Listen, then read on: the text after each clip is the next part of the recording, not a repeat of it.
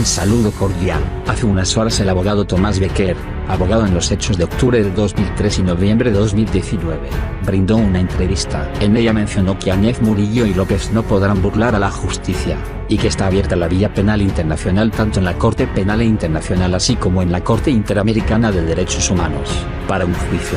Señaló asimismo que en el caso del juicio contra Gonzalo Sánchez de Lozada, se había perdido el juicio en primera instancia, pero que luego en la apelación, se logró revertir esta situación, por lo que se ganó el proceso. Escuchemos sus declaraciones.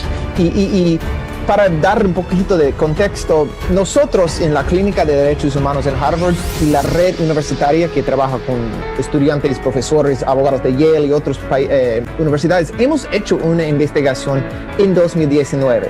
Yo estaba en Sacaba, he estado allá en Bolivia, bueno, estamos allá por 8 meses estudiando lo que pasó. Entonces, no es como una opinión, fue una investigación que hemos hecho, una investigación académico, fría, para que podíamos entender lo que pasó.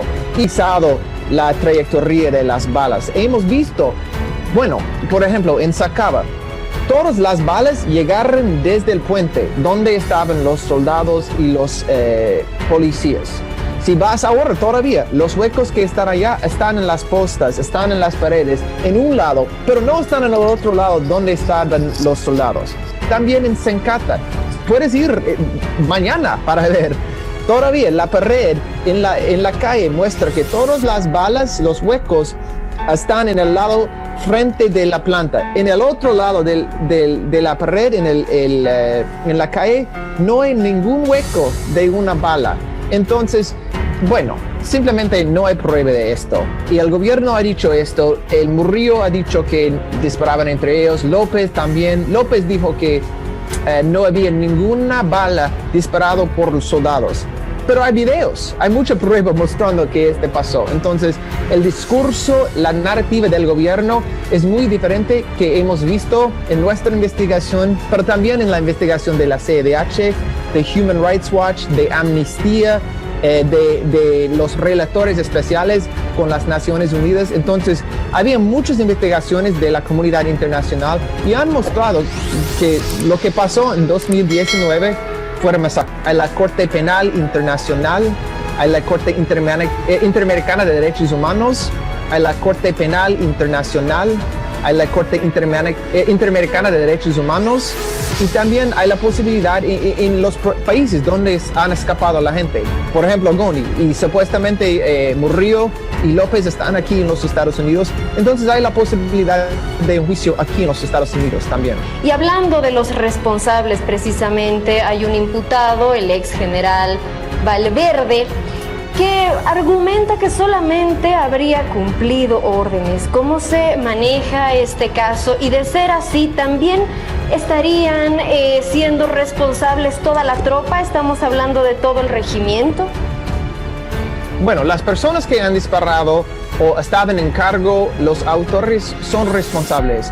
Y no es una defensa decir estaba cumpliendo órdenes. Esto se llama el Nuremberg Defense, que los nazis trataban de usar en la guerra mundial, pero no permite esto. Y es importante entender que la comunidad internacional no acepta esto, ni las cortes en Bolivia, porque la Constitución de Bolivia ha adoptado normas o estándares internacionales en su constitución. Entonces, no es una defensa, la Corte no va a aceptar esto, no debe aceptar esto.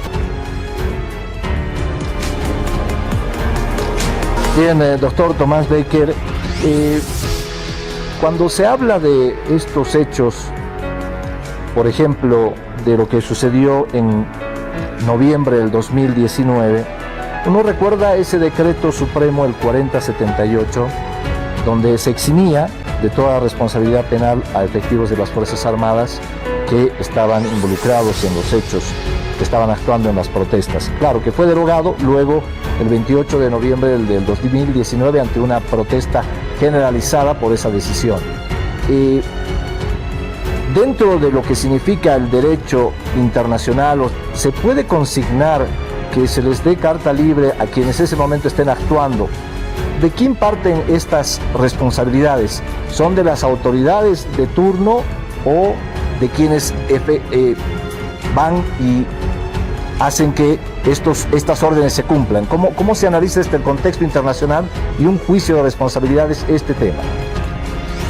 Bueno, hay dos puntos. Primero, es importante entender que este decreto supremo 4078 es ilegal. Fue ilegal. La comunidad internacional respondió inmediatamente con una carta expresando su preocupación sobre este decreto supremo ilegal. Y estoy hablando de relatores especiales con las Naciones Unidas y relatores especiales con la CEDH, la Comisión Interamericana. Entonces son expertos muy importantes y han analizado este decreto supremo y es ilegal. Eso es todo, amigos. Manténganse informados.